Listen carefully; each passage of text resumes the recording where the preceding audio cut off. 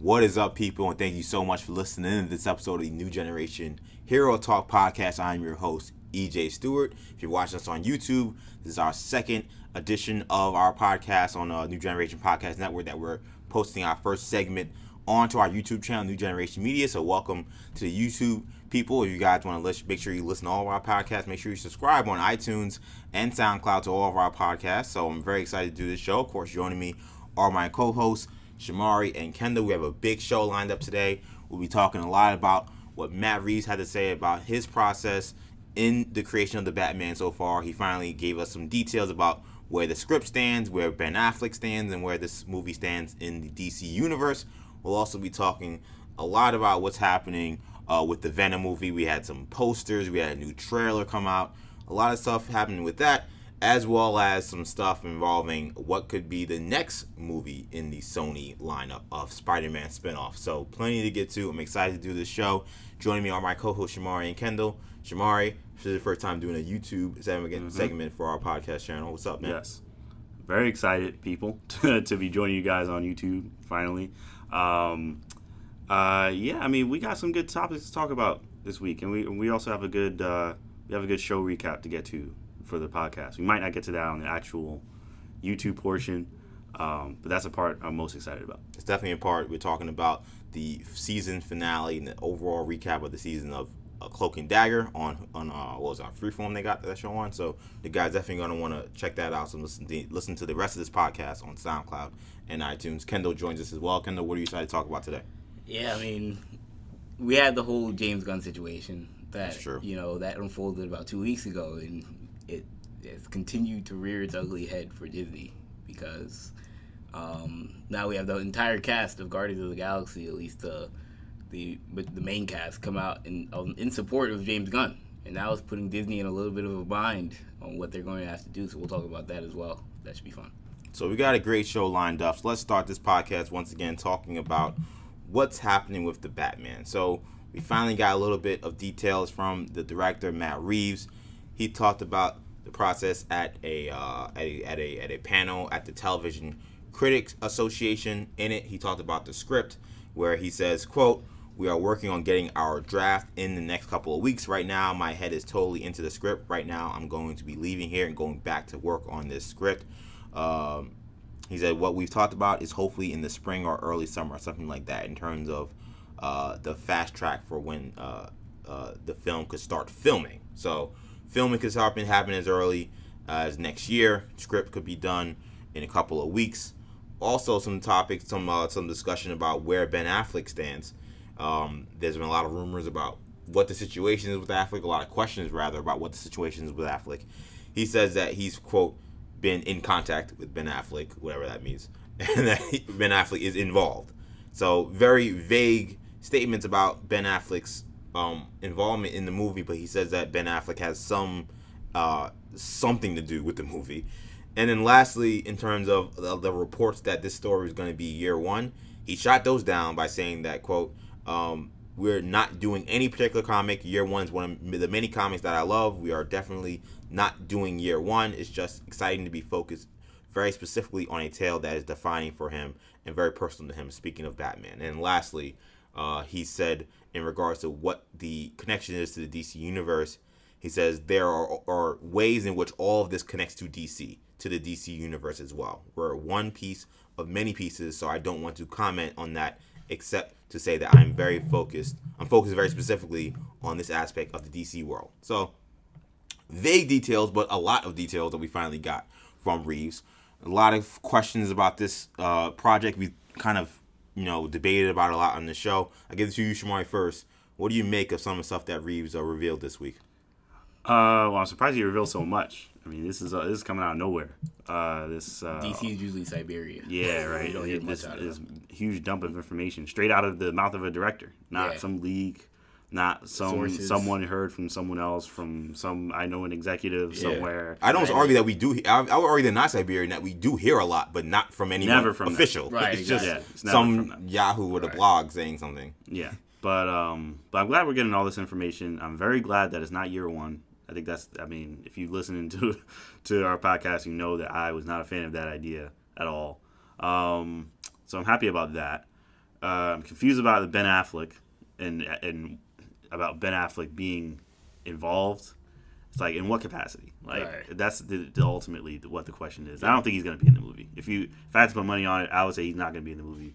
But I'm wondering how he's going to be involved. I mean, I think he's talented in terms of his, working behind the camera as well. Filmmaking ability. Yeah, I mean, he is a talented, he's a very talented person in creative mind.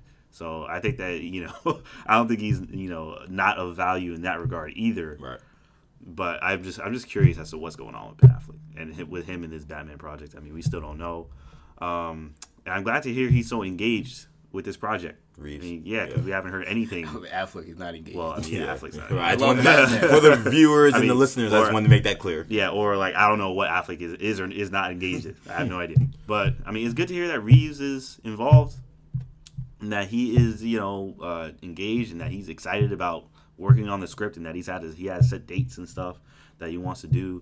So I mean, that's good. So I mean, it's a mix of stuff, but it's mostly good stuff that I'm hearing from Matt Reeves. Yeah, I mean, Kendall, one of the biggest issues Shamari has had has been the lack of concrete details in regards to where the script is, when they're going to shoot, when is this movie coming out. It seems like we've heard a lot more about Batgirl and Nightwing than we have about the Batman. Joker, Harley Quinn, Birds of Prey, all these different projects. There were 2 Joker movies we know more about than this Batman movie. So I think it was probably a smart move from Reeves' standpoint to finally give us something. Yeah, I mean, the transparency was nice. On the Affleck front, there are ways in which he can be involved in this movie. Right. I feel like most of them involve him playing Batman. But even if he's not Batman, he's got to be Bruce Wayne. Because you can't put him in the movie and him not be Bruce Wayne. But I'm looking at, is there a chance where maybe this is, I can't imagine it's Batman Beyond. That would be maybe, but the other point I would have is, look, maybe he's an older Bruce Wayne and maybe there's a new Batman. They can't do that. They can't do that. It can't be Terry McGinnis, but what if maybe it's Dick Grayson? Maybe it's not Batman Beyond, but maybe he becomes Batman. Do that either. I mean, to me, it seems like Reeves said in these comments that he's read a lot of Batman books to get himself in the mode of doing this. And he talked about, the importance of displaying Batman's ability as the world's greatest detective. I mean, none of that screams McGinnis or Dick Grayson. Yeah, exactly. So, assuming it's not a Batman Beyond situation, I can't see Affleck being in this movie. Because I don't think he's going to suit up as Batman. At least not in a Batman movie. If he's ever suiting up as Batman again, it'll be in a Justice League movie. That's only for continuity concerns. All right. But even that, I thought you were going to say similar to Suicide Squad when he was in it for a few minutes. Yeah, and then that would probably be the case anyway. Even if he were in like a Justice League or a Wonder Woman 2 or whatever he'll be in, if he'll ever be in something else. But I'm imagining that they're going to recast. He talks a lot about how he continues to reiterate the fact that they want to focus on this noir-driven story, which could be interesting. I've seen some people try and speculate on which stories, if it's not year one, which stories he might be trying to take inspiration from. Some people are worried that it may be a little too similar to Nolan's Dark Knight trilogy, which, I'm not, because if it's good. Look, if it's similar to Dark Knight and ends up being good, I'm not going to complain. Because the DCEU has been so up and down. Yeah, but when Reeves says noir driven, I don't know. I mean, Dark Knight was dark, but I don't think of Dark Knight and think noir. Not necessarily the noir aspect. I guess, I feel like Batman's a noir character in general. Yeah, most of the story. So that can mean anything. Yeah, I know. That's true, too.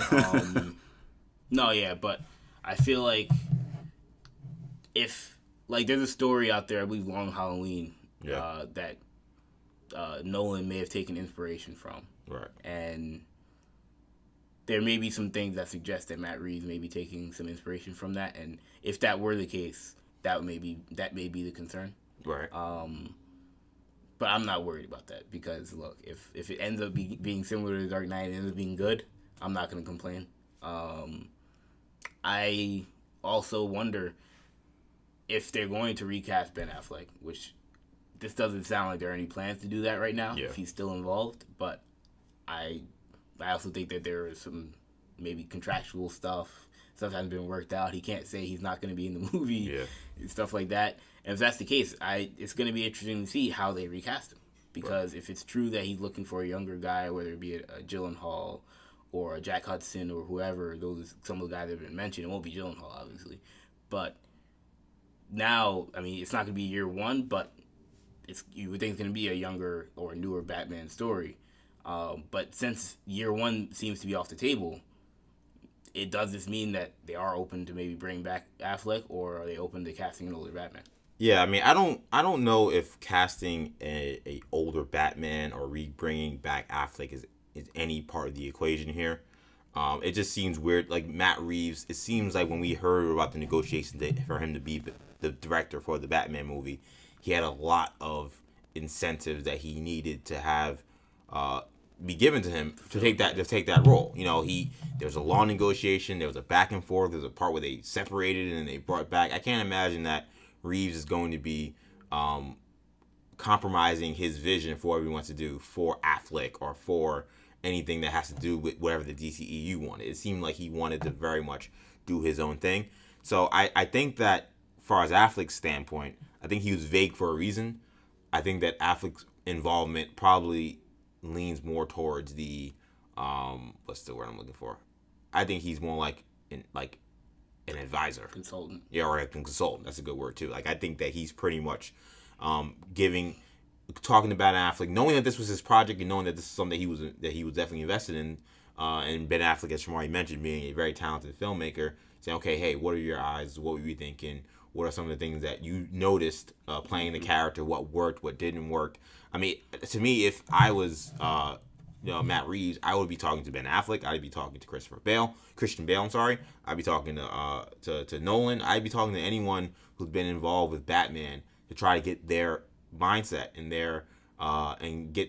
pick their brain a little bit as to what they found about the character and what drove their portrayals of the character. Comic book writers as well. I'd be talking to Frank Miller. I'd be talking to Tom King. I'd be talking to pretty much anyone, Scott Snyder, anyone who's been involved with the character recently. Bruce Timm, of course. Like, there are so many people that have created the stories that we know and love for Batman. If you're going to do a great Batman movie, to me, Shamar, you should be talking to all of them. So I think Affleck's involvement, to me, when he says he's involved and that they've been in contact, is probably more just updates on what he's doing, things, maybe asking questions and things that he's looking at in terms of how he wants his movie to see through his vision, but maybe getting a little help from Affleck in terms of what may work and what may not work, based on what Affleck now has heard loud and clear in terms of when people have been frustrated with what they've seen from his portrayals in the movies that we've seen recently. Yeah, I agree with that. I mean, that's kind of what I'm picturing too. Is that I think that Affleck, when he says he's in contact with Affleck, I think that literally means he's in contact with Affleck. Right. I think that means I have him on my phone. I call him every once in a while. Yeah, it's definitely like, hey, Batman. Read this script for me. Yeah. Do this read. Yeah, I don't think he's like telling him, hey, suit up. I need you. What we're going to do in this scene. I think he's in contact with Affleck. I think he's talking to him. I don't know. Of course, we don't have any sources. I don't know anything for sure.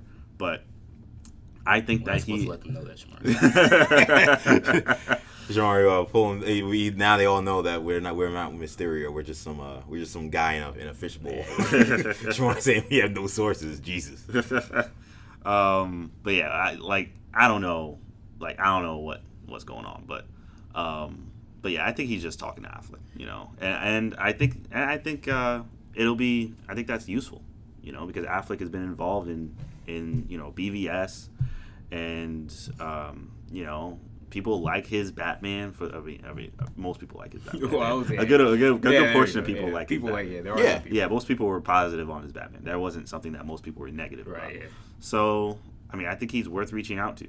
So I think that it's a good thing that he's in contact with Ben Affleck.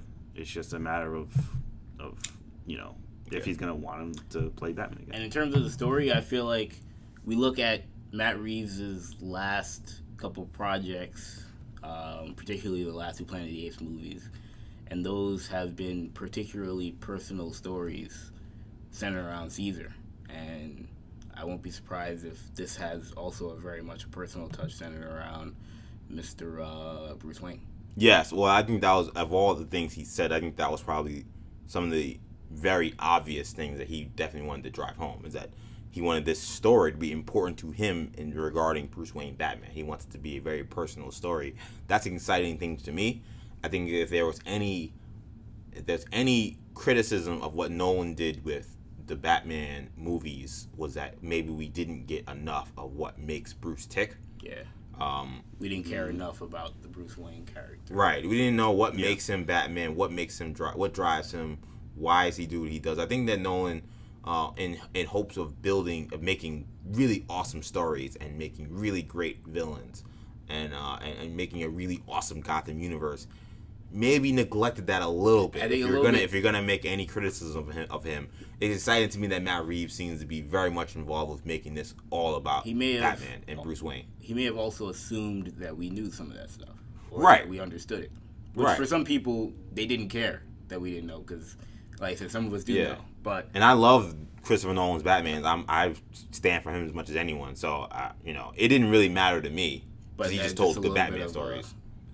Just a little bit of a negative, though. Yeah, it's definitely a criticism that I think is fair if you're going to levy a criticism from him. What do you guys make of what I thought were, again, a little bit of vague remarks regarding its connection to the DC universe? I mean, I think that's probably all I could say at this point, honestly. I mean, I don't think he knows. I think it's part of this whole Worlds of DC, where they're kind of, and not necessarily in a bad way, but they're kind of making it up as it goes along. You know, as the movies come out, they decide, okay, it would be nice if this were connected to this, and they just connect them. Or as they're making a future movie, they're like, oh, it would be cool if this from this movie it connected there. So I don't think he necessarily knows how this is going to connect to all the other movies. I think they're still trying to figure that out. So I think he's just being honest. Yeah, I could very well see this whole World of DC thing working out like the comic books, where these things aren't. Like you said, there's always potential for crossover. Right. They're not designed to be crossover events. Yeah, I talked about that a couple weeks on the podcast ago. A couple weeks ago on the podcast. And so that might be the way that this works out, and that might be better for them. Marvel has their way of doing it, and it's worked out perfectly for them. But we see Universal's had tremendous trouble getting their monster shared universe off the ground after The Mummy was a disaster. Hasbro and Paramount have never been able to do a Transformers G.I. Joe crossover like they hoped. That rarely works, this shared universe thing, but the MCU's done it so well that it's been to their benefit. Yeah, I mean, I think that it makes sense for them not to be super uberly focused on connecting everything, because to be honest, I think that, to me, one of my biggest criticisms of these recent Zack Snyder movies was that I thought it was distracting. I thought it was distracting to randomly, have a file come up about all the Justice League members in a Batman it was a good Superman movie. Yeah. I disagree. From the best I thought it was distracting, and I thought it came out of nowhere, and it just didn't make any sense. And I thought it was a shoehorned way to include it. I think that some of the ways they used Wonder Woman in Batman v Superman, while she was great, was shoehorned in, and I thought she ended up being mostly a distraction for a large part of the movie. She would just pop up, and you knew who she was, but you didn't know where she was gonna. Well, we knew where she was gonna come in because they gave away everything in the trailer, but you didn't know how she was gonna factor into how everything played out and why we were seeing her throughout the movie. None of it made any sense. So to me, when I watch a Captain America movie or I watch an Iron Man movie, they're not so unless it's Iron Man 2. They're not so obviously trying to show me every way in which this universe is connected. They're just focused on making whatever that movie is good. Whoever the characters are in that movie, they make it so that it makes sense. You don't need to have to Batman should have enough problems of his own being in this movie in Gotham City. Whoever his villain is, that's going to give his hand should be plenty full. Gotham is a terribly tough city to keep under wraps. Why would I need to see random references to the Flash? Yeah, I don't random references to Wonder Woman. It seems it's out of place. Yeah, I don't need Will Smith showing up. Yeah, and saying some Will Smith line, or Harley Quinn or Margot Robbie to show up. I don't need all those things to happen. Though, actually wouldn't mind some of the members of Suicide Squad being in this movie. But that's different. Those are probably the only characters. Batman villains. Yeah, those are Batman villains. So those are probably the only characters I wouldn't mind showing up. I don't want to see. I don't want to see. Mark Zuckerberg / Lex Luthor playing basketball. I agree with that. And, at the shooting half court shots at the next Gotham Knights basketball game or whatever. Yeah. I don't need to see any of that. Yeah, that's I agree. A complete distraction. That's a complete waste of time. They should not be involved in that under any circumstance. I mean, I'm not as distracted by them as you. I usually like seeing it when they connect the universes, but not the way DC has done it though. For me, not the way DC's done it. DC's done it in a way that I just think that it pulls away from whatever's happening in the movie. I think if the movie's not good, it just doesn't help. That's how I feel about it. Yeah, I'm not as distracted by, these type of Easter eggs because for me, when the movies aren't great, like Batman v Superman at times could be boring. Those would add some life. It would be like, oh, this is interesting. Why is the Flash coming up from nowhere in the middle of a Batman v Superman movie? Why are we seeing Aquaman? I mean, some of the stuff you knew why. Some of the stuff you had no clue, and in hindsight, didn't need to be there at all, like the Flash thing. But the Flash thing in hindsight was ridiculous, and I feel bad because I think I defended them for the Flash. But it was cool at the time, and that's all that matters for them. In hindsight, it was stupid because we got very little. But that's the kind of leads to my point, though, is that's the problem is that those things only work if there's a payoff. Like I don't look at that fondly anymore. Because it was some random reference to Lois Lane that didn't have anything to do really with the movie. Yeah. That was in the... Like, when I watched the movie, I thought maybe it was something that had to do with something in the movie. It didn't. Then I said, okay, well, I still liked it. I thought it was a good usage of the Flash. We're going to use him in a way to tease something in Justice League. There was no thing with Lois Lane in Justice League. So what was... But that's like a Justice League problem. You know what I mean? I mean, it's a Batman v Superman problem. But it's also a Batman v Superman. If you look back at the movie and I watch it and it doesn't make any sense, that hurts that movie. Yeah. I don't know. I mean, for me, I look at it the email was worse to me. But that also, to me, is something I look back on. I don't think they got that right. For me, they're like almost like harmless Easter eggs. I look at like,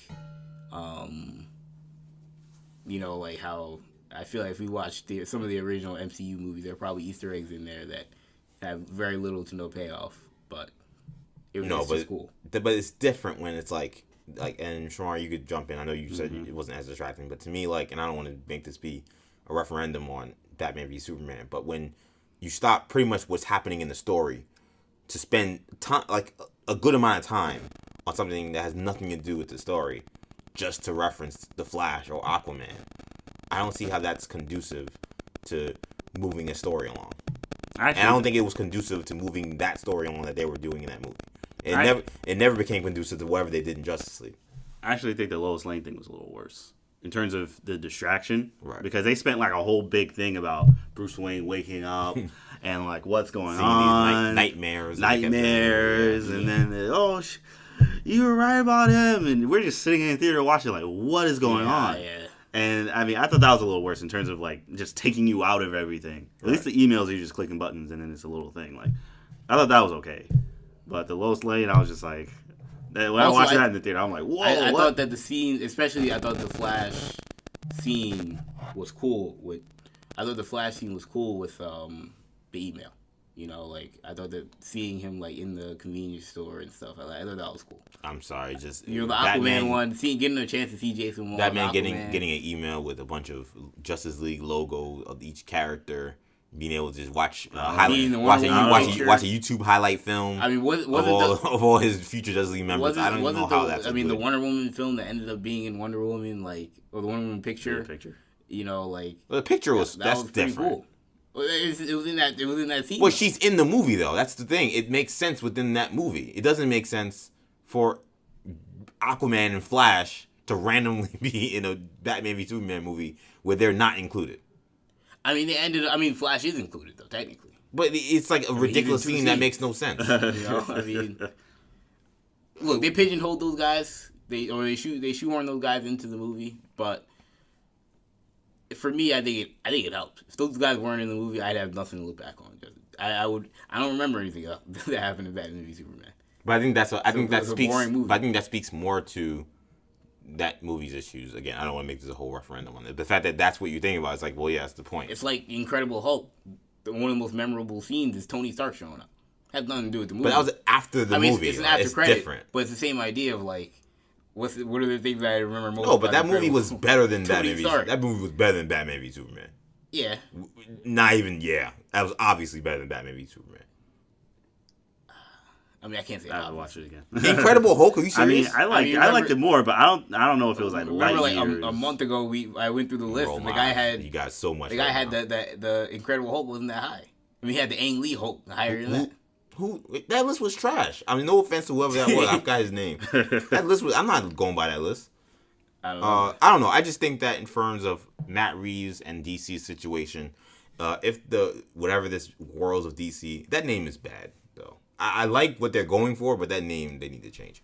But though, if they're doing this Worlds of DC, I do think that it's smart for them to say, okay, what do we have to our advantage to make our movies less obviously trying to connect to each other, but then also still give us leg room to do connected stories. You do that by saying, well, look, DC is a multiverse. It has multiple universes. There are multiple versions of every character pretty much. You can do really whatever you want with it. They didn't have to be pigeonholed into anything. So I think that with Reeves saying that, whatever his words were, like there was, that it connects to the DC universe, but he said that, the quote, we're one piece of many pieces. I think that speaks to, yes, this is a Batman that's in a DC universe, but that the Wonder Woman we may see in 94 may not be from that particular universe. Doesn't mean that there's not a Wonder Woman in Matt Reeves' universe. Of course there is. Or that there are stories that are happening all in the same universe, but that they're not completely, utterly happening, simultaneously at the same time. Like Marvel has done a great job with creating a timeline that for 90% of it makes a lot of sense. For other movie companies, especially DC, where they're trying to kind of reboot while still making movies, it's a little harder. So I think this is a smart way to go about it. Like Kendall said, in comic books, I read Batman every 2 weeks. I'm not thinking, oh, well, didn't Batman show up in that Justice League comic I just read? How is he in space and then also fighting Mr. Freeze? No one thinks like that when you read the comic book. So why would we have to think like that when we watch the movies? Because of Marvel. Well, yeah, but my point is, yeah, you're right. That's a good point. But my point would be that, like, just because Marvel created this game the one way doesn't mean DC can't do something different and it still be awesome. Honestly, it came from, like, Marvel being so successful and people saying, why can't DC do something like this? Yep. If DC did something like this, it would be just as good. It would be so cool to have all this stuff. And DC tried it and they failed. I mean, the DC execs see how much money, Disney and Marvel Studios, they see how much money they're making, so they're like, oh, we can do the same thing. And it's not like, they're not wrong. They just didn't execute it correctly. Yeah, I mean, well, again, I bring it back to they gave the keys to someone who drove it off a bridge. I mean, to me, it's very simple. They gave the keys to Zack Snyder, and they said, you create your vision for what you think the DC movie universe would be. He pitched it to them. They all agreed with it. They liked it. They did Man of Steel. Shamar, you love Man of Steel. Mm-hmm. I think it's pretty decent to okay. Kendall, I don't know what you think of Man of Steel. Man of Steel, I mean, at the time, it wasn't the greatest movie for me. But I gotta watch it again. I put it as like, I wonder if it ages well. It's the third best DC movie. Yeah, I don't think it's that bad, but it wasn't my favorite superhero movie. Wasn't my favorite Superman movie. Definitely much better than Superman Returns. That was trash. But okay, so then they did that. That was a little bit of not a misstep, but like okay, maybe not the greatest start for a lot of people. Then the Batman v Superman disaster, Suicide Squad critical disaster, and then Justice League couldn't right the ship. So they gave the vision that they put out was created by. Then they went to Wonder Woman, which was good, and then they went back to Justice. But the reason why I always exclude Wonder Woman in that vision is because to me, even though Zack Snyder wrote Wonder Woman, it has nothing to do with his vision of the DC universe in its current iteration.